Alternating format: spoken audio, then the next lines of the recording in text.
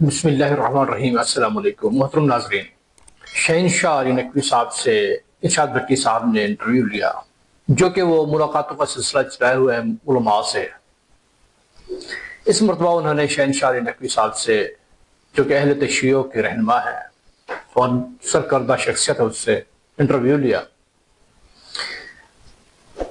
دوران انٹرویو اس سے مختلف چبھتے سوالات کیے، جس کے شہنشاہ علی نقوی صاحب نے جواب دیے، اور وہی گھسے پٹے جواب جو کہ عجیب و غریب روایات، وہ موضوع حدیث، مطلب کہ ان کی کوشش ہوتی ہے کہ اپنے بزرگوں کو، اپنے اماموں کو خدا سے جا کے ملائیں۔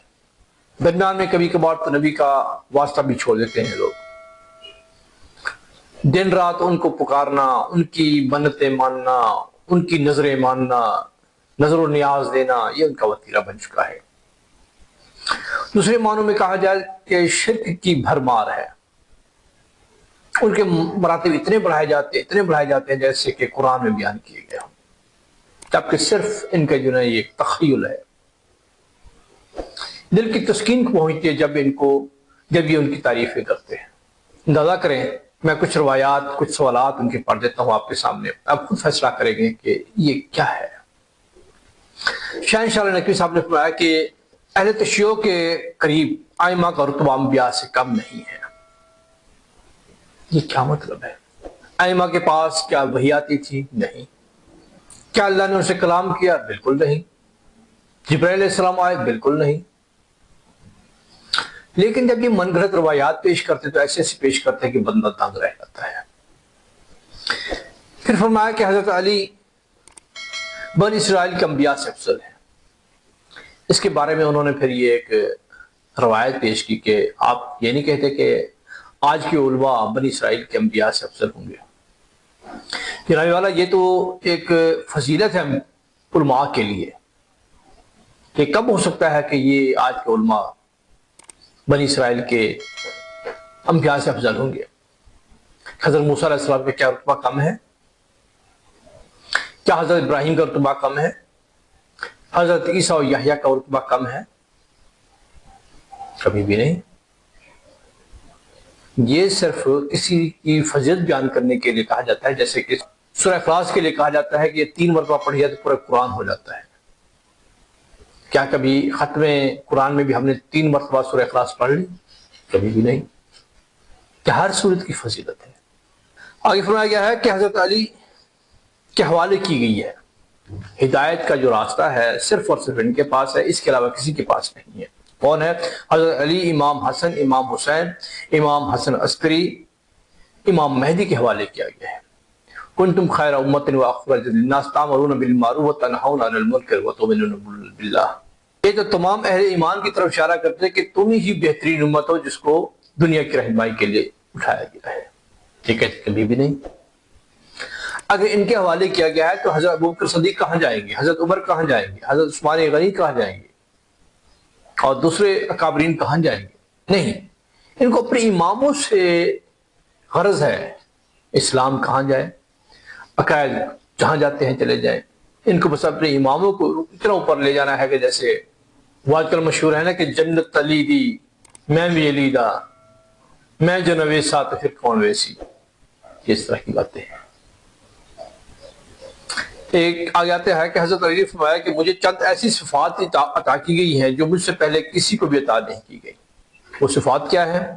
اموات و مصائب کا علم، تکالیف کا علم، حسب و نسب کا علم، مجھے مستقبل و ماضی کے تمام علوم کا علم دیا گیا ہے، مجھ پر کائنات کی کوئی چیز پوشیدہ نہیں ہے، مجھ پر ایک فرشتہ نازل ہوا مکہ شریف میں جو کہ نبی محمد صلی اللہ علیہ وسلم نے فرمایا کہ صرف حضرت علی کی زیارت کرنے آیا، سلام کرنے آیا ہے۔ اور ایک بڑی مشہور بات کہ جب خیبر کا قلعہ فتح ہو رہا تھا تو اس وقت حضرت علی نے جب تلوار چلائی، اور تلوار کی دھار اتنی تیز تھی کہ اس نے مرب کو آدھا کر دیا، اس کا گھوڑا 2 ٹکڑے ہو گیا۔ اللہ نے فرمایا کہ اے جبریل جا کے اس تلوار کو روکو ورنہ یہ زمینوں کو کاٹتی ہوئی تہ تک چلی جائے گی۔ یہ کیا مذاق ہے؟ اتنے دن ہو گئے مسلمانوں سے قلعہ نہیں فتح ہو رہا تھا، یا پھر تلوار کی اتنی تیزی کہ پوری زمینوں کو 2 ٹکڑے کر دے. صرف مذاق ہے اسلام کے ساتھ اور کچھ نہیں ہے. لیکن جب حضرت علی کا مقابلہ ہوا امیر معاویہ سے، اس وقت وہ اپنی جنگیں نہیں جیت سکے، اس وقت وہ نہیں چھڑا سکے. اور جب ان کو شہید کیا گیا تو وہ تب بھی نہیں بچ سکے. مدینے سے وہ چلے گئے کوفہ، اس لیے کہ وہاں پر اس کے حامی زیادہ تھے.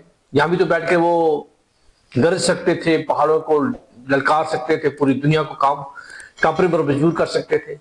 انہوں نے کوئی یہ دعویٰ نہیں کیا. ہاں اہل تشیع ضرور کرتے ہیں. اہل تشیع تو یہاں تک کہتے ہیں کہ خدا کا دوسرا روپ ہے حضرت علی. اور میں یقین سے کہہ سکتا ہوں جتنا یہ علی کو، امام حسن و حسین کو پکارتے ہیں، یہ اتنا خدا کو نہیں پکارتے ہوں گے. ہاں الا ماشاء اللہ. جو لوگ اس جگر پہ چل نکلے ہیں یہ اپنے امام کی فکر کریں. اہل تشیع کہتے ہیں کہ 12 اماموں کا رتبہ نبی مہربان صلی اللہ علیہ وسلم سے زیادہ تو نہیں ہے، لیکن اس سے کم بھی نہیں ہے. اندازہ کریں کیا یہی بات حضرت علی کے سامنے کہہ سکیں گے؟ اور یہی بات حضرت امام حسن و حسین اور بی بی فاطمہ کے سامنے کہہ سکیں گے؟ اگر آپ یہ جگہ رکھتے ہیں تو پھر آپ تو کہتے رہیں. لیکن جب بی بی فاطمہ رضی اللہ تعالیٰ عنہ سامنے ہو اور آپ لوگ کہیں کہ جی آپ کے اماموں کا رتبہ نبی مہربان صلی اللہ علیہ وسلم سے کم بھی نہیں ہے، تو تب پوچھیں گے کہ آپ کتنے پانی میں ہیں. اور آگے کہتے ہیں کہ ہر قوم کے اندر ہر دور میں ہادی کا ہونا لازم ہے. اور اس وجہ سے وہ کہتے ہیں کہ جی ہمارے امام جو ہیں وہی ہادی ہیں، اور امام مہدی وہی جو آخرت کے قریب ظہور پذیر ہوگا وہی آج کے دور کے ہادی ہیں. لیکن ایک اور بات میں یہاں پر شکوہ کروں گا، جس طرح آج کل کے بزرگان دین یا بریلوی اور دیوبندی ایسا کوئی بزرگ پیش نہیں کر سکتے جس کا امتحان لیا جائے، اور اس طرح یہ کوئی امام بھی پیش نہیں کر سکتے جس کا امتحان لیا جائے. جس کو بھوک لگتی ہو، جس کی عبادت ایسی ہو جیسے کہ اللہ سے اس کی طاعت جڑی ہوئی ہو، جس کا علم ایسا ہو کہ جس پہ فرشتے گواہی دیں، فرشتے آ کر اس کو ڈیل کریں یا اس سے معاملات طے کریں یا ہر مشکل وقت میں اس سے رجوع کریں، ایسا کوئی امام نہیں پیش نہیں کر سکتے. ہاں پھر دوڑ کے نظر جا کے ٹھہرتے جی امام مہدی جو کہ آج سے 600 سال بلکہ 1100 سال پہلے گزرے ہیں، ان کی طرف جا کے دوڑتے. کیوں کہ جب ہوگا ہی نہیں تو پیش کیا کریں گے. جیسے کہتے ہیں کہ جی بریلیوں سے کہا جاتا ہے کہ کتب کون ہے، بدال کون ہے، وہ جا کے ٹھہرتے ہیں جی عبد القادر جیلانی، شیخ عبد القادر جیلانی غوث اعظم کے پاس. اس کے بعد آتے ہی نہیں. کیوں کہ جو بھی سامنے لائیں گے اس سے امتحان لیا جائے گا، اور امتحان میں فیل ہو جائے گا تو ان کا پورا دین درن تختہ ہو جائے گا اس کا. لہذا ایسی روایت پیش کرو جس سے وہ امتحان نہ دے. لہذا خدا را اپنے ان معاملات کی فکر کریں. آگے چل کر آپ کو یہ سارا انٹرویو دکھاتے ہیں. آگے بڑھنے سے پہلے آپ سے گزارش ہے کہ اگر آپ میرے چینل کو سبسکرائب نہیں کیا سبسکرائب کر لیجیے اور ویڈیو کو لائک کیجیے. آئیے دیکھیں. سر اب قرآن مجید میں صحابہ کرام اور خلفائے راشدین پہ میں آیا ہوں. صحیح. قرآن مجید میں سورہ سجدہ، سورہ آل عمران، سورہ الفتح، سورہ توبہ، سورہ حشر، سورہ مائدہ، سورہ احزاب اور کئی جگہوں پر صحابہ کرام کی فضیلت بیان ہوئی ہے. بے شک. اب حضرت علی نے رضی اللہ تعالیٰ نے خطبے میں کہا اس امت میں بہترین افراد ابو بکر اور عمر ہیں. یہ محمد الکینی اصول کافی کے ترجمے الشافی میں ہے، آپ کے اس میں ہے. حضرت علی رضی اللہ تعالیٰ فرماتے تھے ہم نبی کے ساتھ ہیرا پہاڑی پر تھے، اچانک پہاڑی ہلنے لگی. حضور صلی اللہ علیہ وسلم نے فرمایا رک جا، تجھ پر نبی، صدیق اور شہید کھڑے ہیں. حضرت علی نے حضرت ابو بکر صدیق کے بارے میں فرمایا ان کی اتباع کرنے والے کے لیے نجات ہے، ان سے عداوت رکھنے والا کافر اور ہلاک و برباد ہونے والا ہے. نواسخ تواریخ میں معروف شیعہ مورخ احمد بن ابی یعقوب لکھتے ہیں حضرت ابن عباس سے یہ مروی ہے، رسول اللہ صلی اللہ علیہ وسلم حضرت علی کے چچیرے بھائی حضرت ابو بکر، یعنی یہ حضرت ابن عباس جو رسول اللہ صلی اللہ علیہ وسلم حضرت علی کے چچیرے بھائی تھے. حضرت ابو بکر تمام صحابہ میں تقوی اور طہارت میں برتر مقام کے حامل اور زاہد و پاکیزگی میں سب سے بلند تھے. معروف شیعہ مورخ احمد بن ابی یعقوب لکھتا ہے کہ حضرت عمر فاروق سے کلثوم بنت علی کی شادی ہوئی اور 10,000 دینار حق مہر مقرر ہوا۔ سید مرتضیٰ الشافی میں فرماتے ہیں کہ وہ ابو بکر اور عمر سے بڑی محبت کرتے تھے۔ جب حضور کی قبر مبارک پر آتے تو رسول اللہ صلی اللہ علیہ وسلم پر سلام پڑھنے کے ساتھ ساتھ آپ دونوں پر بھی سلام پڑھتے۔ حضرت علی نے حضرت ابوبکر صدیق کے پیچھے نمازیں پڑھی اور ان کے تحائف قبول کیے۔ حضرت علی کے بیٹے کا نام عمر، حضرت حسن کے بیٹے کا نام عمر، حضرت زین العابدین نے اپنے بیٹے کا نام حسن رکھا۔ ابو سفیان اور رسول اللہ صلی اللہ علیہ وسلم کے چچا حضرت عباس کی دوستی کے چرچے رہے۔ رسول اللہ صلی اللہ علیہ وسلم کی 4 بیٹیوں میں سے 3 کی شادیاں بنو امیہ میں ہوئیں۔ حضرت فاطمہ کے ساتھ رضی اللہ تعالیٰ عنہ کے ساتھ حضرت علی سے شادی رسول اللہ کے حکم پر گواہ بنے کون؟ حضرت ابو بکر صدیق۔ یہ ابو جعفر طوسی المالی طوسی جلد 1 میں۔ حضرت اسمہ بنت امیس حضرت علی کے سگے بھائی حضرت جعفر بن ابی طالب کی زوجہ تھیں۔ آپ کا انتقال ہوا تو حضرت ابو بکر صدیق سے شادی ہوئی۔ ایک بیٹا پیدا ہوا جس کا نام محمد تھا، جسے حضرت علی نے مصر کا نگران مقرر کیا۔ حضرت ابو بکر کی وفات کے بعد حضرت علی سے شادی ہوئی، بیٹا یحییٰ پیدا ہوا۔ اچھا، حضرت علی کے بیٹے کا نام ابو بکر، حضرت حسن کے بیٹے کا نام ابو بکر، حضرت امام حسین کے ساتھ شہید ہونے والوں میں علی اکبر، عبداللہ اور ابو بکر، زین العابدین کی کنیت ابو بکر، ابو موسیٰ کاظم کے بیٹے کا نام ابو بکر، اور 5ویں امام محمد باقر نے حضرت ابو بکر صدیق کی پوتی سے شادی کی۔ کلینی نے اپنی کتاب اصول میں یہ لکھا ہے۔ اس کے باوجود حضرت عمر، حضرت ابو بکر، حضرت عثمان، اللہ ان پہ راضی ہو ان سے اور راضی ہے اللہ ان سے، یہ جو تکفیر، یہ جو کہ ابھی بھی آپ سمجھتے ہیں کہ جس حضرت علی نے ان کے پیچھے نمازیں پڑھی، ان کو خلیفہ مانا، ان کے بچوں کے اپنے بچوں کے نام ان کے رکھے، رشتے کیے آپس میں۔ اس کے 3 جواب ہیں۔ سب سے پہلا تو یہ جتنی روایات ہیں تقیہ پہ عمل ہوں گی۔ دوسرا جواب ابھی اس کا میرا یہ اگلا موضوع تقیہ ہی ہے۔ دوسرا جواب اس کا یہ کہ یہ ساری جتنے بھی آپ نے چیزیں پڑھی ہیں یہ سب دروازہ جلنے گرنے بی بی کی ناراضگی سے پہلے کی روایات ہیں۔ یہ ساری روایات، سارے واقعات بی بی صحیح بخاری کے اندر ہے کہ ناراض رہیں حتیٰ توفیت، جب تک زندہ رہیں۔ اسی بخاری میں ہے کہ نبی نے فرمایا جس سے میری فاطمہ ناراض اس سے میں ناراض، اس سے اللہ ناراض۔ اسی بخاری کے اندر ہے کہ بی بی جب تک زندہ رہیں سلام کا جواب نہیں دیتی تھیں شیخین کو۔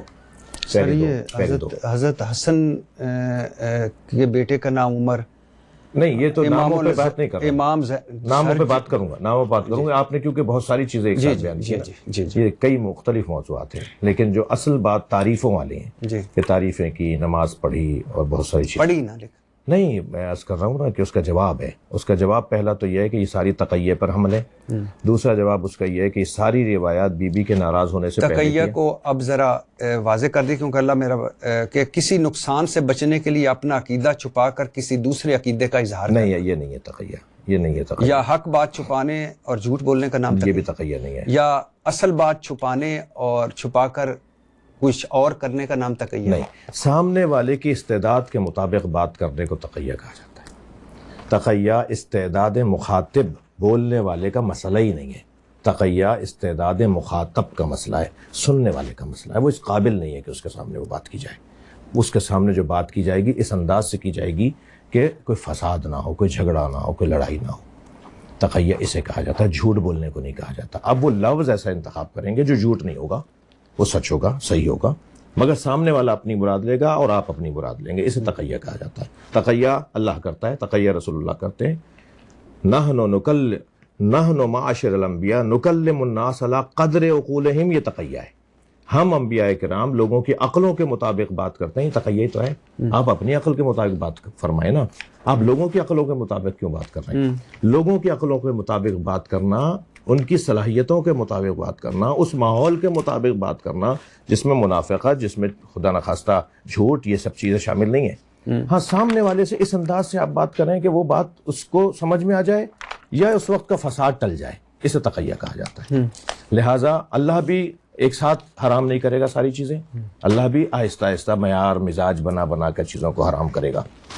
آ گئی بات، آتے ہیں اسی بات کے اوپر کہ یہ ایک تو تقیہ پہ حمل ہوگی، یہ سارے واقعات خاص طور پہ نماز پڑھنا اور محبتوں کا اظہار، یہ سب چیزیں یہ سب چیزیں ہیں حضرت زہرا کی ناراضگی سے پہلے، اور وہ ہوا ہے نبی کی رحلت کے بعد.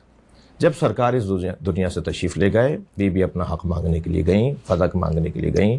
مولا علی بیعت نہیں کر رہے تھے، گھر میں ہی تھے، سب نے بیعت کر لی تھی الا ان افراد کے جو مولا علی کے ساتھ آپ کے گھر میں رہتے تھے، یعنی آپ کی پناہ میں تھے، آپ کے ساتھ تھے. وہ کہتے تھے ہم آپ کے ساتھ رہیں گے تو ہم بچ جائیں گے اور ہم بیعت نہیں کریں گے، ہم نہیں کرنا چاہتے بیعت.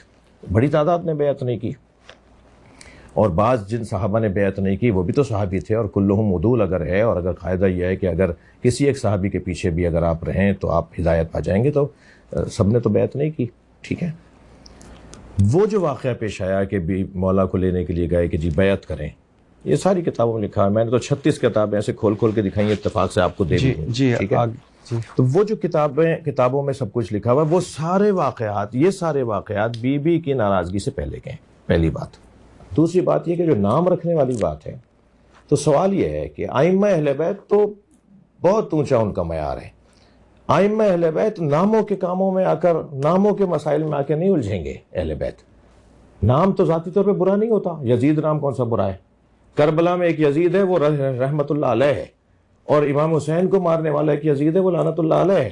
میں اپنا عقیدہ بیان کر رہا ہوں. جی، لیکن تو نام سے سر کوئی یزید رکھتا تو نہیں آج. نہیں، مراد یہ ہے کہ نام تو ذاتی طور پہ برا نہیں ہوتا، کردار ہوتا ہے. جو سر کتنے لوگوں کا نام آج یزید ہے یا شمر رکھا گیا ہے؟ کسی شیعہ نے رکھا ہے؟ میں نے تو مکے میں دیکھا ہے کہ یزید کے نام سے اشارہ ہے. شیعہ نہیں، شیعہ نہیں، آپ کہہ رہے ہیں نہیں رکھتے، رکھ رہے ہیں لوگ. نہیں، میں شیعہ کی بات کراچی میں کتاب لکھی گئی یزید رحمت اللہ علیہ. سر میں شیعہ، وہ شیعہ نے لکھی؟ نہیں، شیعہ نے نہیں لکھی. آپ تو کہہ رہے ہیں کہ نہیں رکھا جاتا. میرا سوال ہے کہ کتنے شیعوں نے اپنا نام یزید یا شمر رکھا ہے؟ شیعہ تو نہیں رکھیں گے. نہیں رکھیں گے. تو کیوں رکھیں گے؟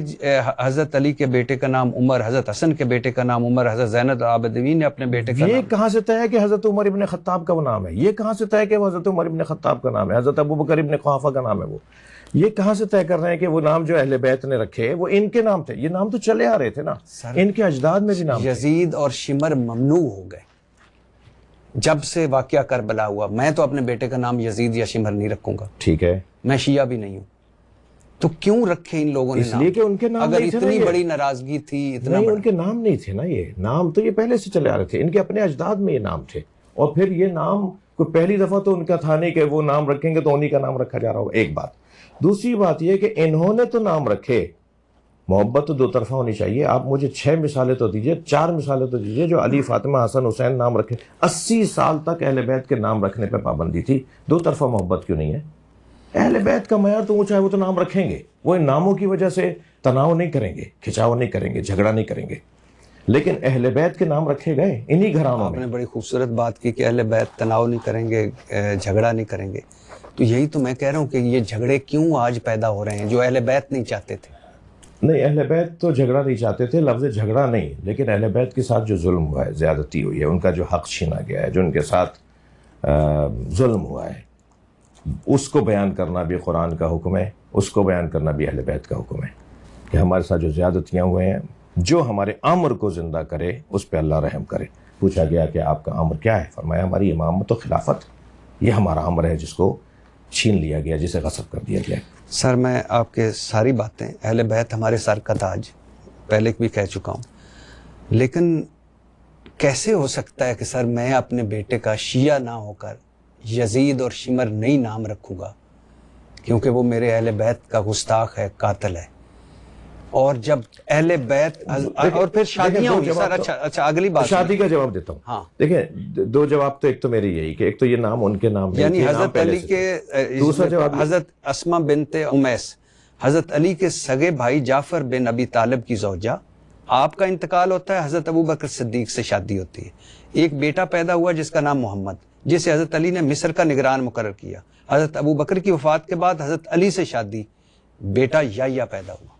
صحیح ہے. اب یہ جو آج کا ماحول ہے، اس میں تو ان کو شادیاں کرنی نہیں چاہیے. نہیں، وہ دیکھیں، ایک تو میں عرض کروں کہ ایک تو کچھ ایسے امور اور کچھ ایسے موضوعات ہیں جنہیں میں بیان کرنا چاہ رہا ہوں مگر نہیں کروں گا. اس کی وجہ یہ ہے کہ یہ فورم نہیں ہے. ٹھیک. اس کے لیے تھوڑا سا، یعنی یہ نہیں کہ مجھے نہیں آتا جواب، لیکن میں چاہ نہیں رہا. اور سر 5ویں امام محمد باقر نے 5ویں امام محمد باقر نے حضرت ابوبکر صدیق کی پوتی سے شادی کی، کلینی آپ نے اپنی کتاب اصول، آپ کے کلینی نے اپنی کتاب اصول میں یہ لکھا ہے. دیکھیں یہ تو آپ مرحبا بناصرنا والی بات ہے، یعنی جہاں یہ بات ہے وہاں تو اس سے پہلے والی بات زیادہ مضبوط ہے نا، جی کہ حضرت ابوبکر کی زوجہ حضرت اسماء بنت عمیس سے مولا علی نے شادی کی. جی جی ان کے بیٹے کو اپنا بیٹا کہا، فرمایا محمد و ابنی و ان کان من صلب ابی بکر، یہ صلب ابی بکر سے ہے مگر میرا بیٹا ہے.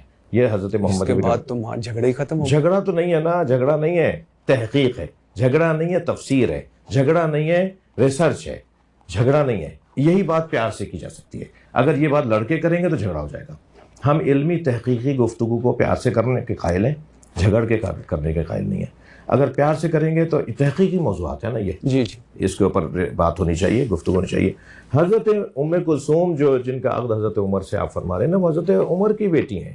حضرت علی کی حضرت عمر سے جن کا عقد ہوا ہے وہ حضرت ابوبکر کی بیٹی ہیں، وہ انہی کی بہن ہیں. حضرت اسماء بنت عمیس کی بیٹی ہیں، جی جی وہ حضرت ابوبکر کی بیٹی ہیں جو مولا علی کے گھر میں پلیں، جو مولا علی کے گھر میں پلیں، اور مولا علی کے گھر سے حضرت عمر کا ان کا عقد ہوا اور وہ حضرت عائشہ نے عقد کروایا. دیکھیں میں آپ سے عرض کروں کہ ایک چیز کی قباحت یا ایک چیز کی وضاحت وقت کے گزرنے سے ہوتی ہے. کربلا کے واقعے کے 100 سال بعد تک امام حسین کی شہادت کی جو ظلم ہے نا، اس کی قباحت لوگوں کا احساس ہی نہیں تھا کہ کیا ہو گیا. 100 سال کے بعد آہستہ آہستہ کھلا کہ کتنا بڑا ظلم ہو گیا. آپ مجھے بتانا چاہ رہے ہیں یا میں یہ ہو سکتا ہے آپ کچھ اور بتانا چاہ رہے ہیں، میں یہ سمجھ رہا ہوں کہ جو کچھ حضرت علی رضی اللہ تعالیٰ عنہ، حضرت امام حسین رضی اللہ تعالیٰ عنہ، حضرت امام حسن رضی اللہ تعالیٰ عنہ، حضرت ایون 5ویں امام محمد باقر علیہ السلام یا رضی اللہ تعالیٰ لگاتے ہیں، جی لگا سکتے ہیں، رضی اللہ تعالیٰ عنہ، اس وقت انہوں نے شادیاں کی. میں عرض کر رہا ہوں نا، وہ تقیہ پہ حمل ہے. اگر ایسا نہیں کرتے تو اس سے بڑا فساد ہوتا. یہ کیا کم تھا جو ہوا ان کے ساتھ، مزید اور چاہ رہے تھے کروانا. اچھا سر، تقیہ پہ آ جاتے ہیں. اور آپ کے امام بخاری کہا جاتا ہے، اگر میں غلط نہیں، محمد بن یعقوب بن کلینی کو امام، جیسے ہمارے امام بخاری ہیں ویسے آپ کے امام بخاری ہیں. صحیح. اصول کافی میں 5ویں امام حضرت باقر سے روایت کرتے ہیں، تقیہ میرے آباء و اجداد کا دین ہے، جو تقیہ نہیں کرتا وہ مومن نہیں ہے. صحیح ہے. ٹھیک ہے. حضرت جعفر صادق دین کا 9% تقیہ ہے، اور جو تقیہ نہ کرے اس کا کوئی دین ایمان نہیں. اب سورہ مائدہ میں ہے کہ اے رسول، جو آپ کی طرف، آپ کے پروردگار کی طرف سے نازل کیا گیا. تقیہ سر ایک، یہ میں نے کئی آپ میں پڑھا کہ مثال کے طور پہ ایک ہے کہ جیسے میں ابھی کہوں، امام جعفر صادق فرماتے ہیں، فروغ کافی میں ہے، یا آپ کے فروغ کافی کتاب میں، امام جعفر صادق فرماتے ہیں میرے والد باقر بنو امیہ کے دور میں فتویٰ دیتے تھے کہ باز اور چیل کا شکار کیا ہوا جانور حلال ہے. ان کا فتویٰ تقیہ پر مبنی تھا، مگر میں تقیہ نہیں کرتا اور فتویٰ دیتا ہوں کہ باز اور چیل کا شکار کیا ہوا جانور حرام ہے. الکیانی یا الکلینی کتاب الروضۃ فی من الکافی میں شیعہ راوی محمد بن مسلم ہے. میں امام جعفر کی صادق کی خدمت میں حاضر ہوا، وہاں امام ابو حنیفہ بھی بیٹھے تھے. میں نے امام سے کہا میں نے رات عجیب و غریب خواب دیکھا ہے. آپ نے کہا اپنا خواب بیان کرو. آج ابو حنیفہ بھی بیٹھے ہیں، یہ بہتر طور پر اس کی تعبیر بتا سکتے ہیں. میں نے خواب سنایا، ابو حنیفہ نے تعبیر بتائی، امام نے تائید فرمائی. تھوڑی دیر بعد امام ابو حنیفہ وہاں سے چلے گئے. میں نے کہا مجھے اس ناسبی کی تعبیر اچھی نہیں لگی. امام بولے ابو حنیفہ نے جو تعبیر بتائی وہ غلط ہے. اب یہ اگر تقیہ ہے کہ فساد اور اس سے تو بچنے کے لیے جان جانے کا خوف، تقیہ. آپ کے امام کہتے ہیں کہ وہ اپنے اختیار سے مرتے ہیں، انہیں علم غیب بھی ہے، اپنی موت کے وقت کا علم رکھتے ہیں. یا جسمانی ایذا کا خوف، مطلب اماموں نے جسمانی ایذا کے خوف سے حق چھپایا.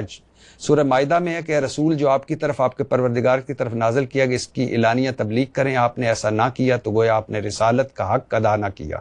سورہ حشر میں ہے نبی، جو آپ کو حکم دیا جاتا ہے آپ اعلان اس کا اظہار کریں اور مشرکوں کی پرواہ نہ کریں. حجۃ الوداع کے موقع پر آپ صلی اللہ علیہ وسلم نے فرمایا میرے صحابہ، کیا میں نے رب کا دین تم تک پہنچا دیا؟ صحابہ نے عرض کیا ہاں پہنچا دیا. تب آپ نے فرمایا اے اللہ گواہ ہو جا. پھر فرمایا جو یہاں حاضر ہے وہ دوسروں کو اس اجماع میں موجود نہیں میرا پیغام پہنچا دے. سورۃ الاحزاب میں ہے جو لوگ اللہ کے پیغام کی تبلیغ کرتے ہیں وہ اسی سے ڈرتے ہیں اور اللہ کے سوا کسی سے نہیں ڈرتے. سورۃ الاحزاب میں یہ تاکہ اللہ سچ بولنے والوں کو سچ بولنے کی وجہ سے بہتر بدلہ عطا کرے اور منافقوں کو عذاب دے. ڈر اور احتیاط کو تقسیم کرنا پڑے گا. یہ آپ تقیہ کو اگر ڈر شمار کریں گے تو مذمت ہو جائے گی جو بری بات ہے، اور احتیاط کہیں گے تو مولا علی علیہ السلام نے فرمایا جب میں ان سے کہتا ہوں کہ میدان جہاد میں چلو تو یہ کہتے ہیں کہ یہ ہمیں مارنے کے لیے لے جا رہے ہیں، اور جب ان سے کہتا ہوں کہ گھر میں بیٹھ جاؤ تو کہتے ہیں یہ موت سے ڈر رہے ہیں. میں جہاد کے پر لے جاتا ہوں تو یہ مجھے کہتے ہیں کہ یہ موت کی طرف لے جا رہے ہیں، روکتا ہوں تو کہتے ہیں یہ موت سے ڈر رہے ہیں. تو احتیاط اور خوف میں فرق ہے. اس وقت یہ کام کرنے کا نہیں ہے، اس سے بڑا مرحلہ آئے گا اس پہ ہم جان بھی قربان کر دیں گے، اور ایسا کیا ہے ان ہستیوں نے. زیادہ بڑے مقصد کی خاطر قربان ہونا، چھوٹی چیز پہ اپنے آپ کو قربان کر دینا، یہ ان کی مصلحت میں نہیں تھا. یہ چھوٹی چیزیں تھیں جن کے اوپر یہ اپنے آپ کو قربان نہیں کرنا چاہتے تھے. یہ قربان کرنا چاہتے تھے بڑے اساسی عنوانات اور اساسی موضوعات کے اوپر. یہ تقسیم ہم کریں گے تو یہ مسئلہ حل ہے. سر شیعہ محدث جسے صدوق کا لقب دے رکھا ہے، مطلب بہت زیادہ سچ بولنے والا، علی بن حسین اپنی کتاب الاعتقادات میں بن موسیٰ بن بابوے تقیہ تک کرنا فرض ہے، جس نے اسے ترک کیا گویا اس نے نماز کو ترک کیا. یہ بھی ٹھیک. اچھا سر، اب آپ ابو القاسم حسین بن روح نوبختی تیسرے نائب خاص امام حسن عسکری کے اصحاب، بغداد میں محمد بن عثمان دوسرے نائب خاص کے قریبی معتمد. نوبختی لکھتا ہے فرقہ شیعہ میں امام جعفر صادق نے اپنی زندگی میں اپنے بڑے بیٹے اسماعیل بن جعفر کو اپنی بعد امامت کے لیے نامزد کیا تھا کہ میرے بعد وہ امام ہو گئے، لیکن ان کے بیٹے کا ان کی زندگی میں انتقال ہو گیا، جس پر لوگوں نے اعتراض کیا کہ حضرت آپ نے تو انہیں امامت کے لیے نامزد کیا تھا، کیا آپ کو اپنے بیٹے کے انتقال کا علم نہ تھا؟ آپ نے فرمایا صرف مجھے ہی نہیں اللہ کو بھی نہ تھا، اللہ کو بدا ہوا ہے. یہ بدا کیا ہے سر؟ عقیدہ بدا اور عقیدہ رجعت، یہ دو ایسے معاذ عقائد اللہ ہیں. خوف آئے. نہیں، یہ لفظ، اس لفظ سے میں متفق نہیں ہوں، لیکن از بدا کے اوپر بات کر رہا ہوں، کیونکہ آپ نے یہ آپ نے یہ اس لفظ سے میں متفق نہیں ہوں کہ اللہ کو بھی علم نہیں تھا. جی جی یہ لفظ جو ہے وہ یہ لفظ ہی ٹھیک نہیں ہے. لفظ بدا کے اوپر بات کی جائے. بدا ایک ایسا عنوان ہے عقائد کے اندر جس میں تقدیر کی تبدیلی کا عنوان اور بحث کی جاتی ہے. انسان کے مقدر میں ہے، مثلا میرے مقدر میں ہے کہ میں 70 سال کی عمر میں مر جاؤں گا، یہ میرے لیے لکھ دیا گیا. میں 80 سال تک نہیں مرتا، میں 60 سال میں مر جاتا ہوں. تو یہ جو میری تقدیر میں تبدیلی آ رہی ہے، اس کے پیچھے کچھ علتیں ہیں. ان علتوں کے ذریعے سے میری عمر بڑھ گئی یا میری عمر کم ہو گئی. یہ جو بحث ہے نا، اسے کہتے ہیں بدا کا علم. یعنی اللہ کو تو پتا ہے کہ میں مروں گا 70 سال میں، مگر 70 سال میں مروں گا ان شرائط کے تحت. میں نے اگر خود اپنے اختیار سے، یہ بحث آتی ہے جبر و اختیار کی بحث عقائد میں، عقیدہ توحید کے اندر.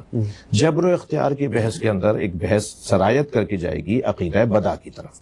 عقیدہ بدا میں یہ ہے کہ اللہ نے میرے لیے جو تقدیر میں لکھا ہے وہ چند شرائط کے ساتھ لکھا ہے. ان شرائط پہ یہ عمل کرے گا، کیونکہ مختار ہوں نا میں فرشتہ تو نہیں ہوں، میں جو ہے وہ جو ہے جانور بھی نہیں ہوں کہ صرف اور صرف خواہشات ہوں. عقل بھی ہے نا.